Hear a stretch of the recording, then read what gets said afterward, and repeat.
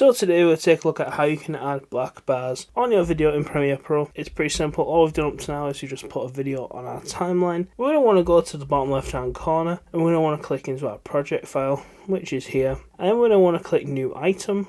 Once we've clicked new item, we want to look for adjustment layer. Just click OK, it should be at the right settings. Once we've got our adjustment layer, we're just going to drag this above our video. We're just going to stretch it for the length of time that we want it, so we want it for the whole video this time. Next, back in the left corner, we want to go to effects, and we want to look for the crop tool. Once we find the crop tool, here it is, crop. We're just going to drag this over onto our adjustment layer. Once we're done that, click on the adjustment layer. When we're in here, we'll scroll down until we find this crop menu here. Once we find crop, we're going to want to change the top and the bottom. You can change this to however much crop you like. I personally like 15% on this particular video, but do it to suit yours. And as you see, if we hit play now, you're going to see it's got a bit more of a cinematic vibe than without it. We can also see what it looks like without it as well. So that's how you create black bars for your video in Premiere Pro.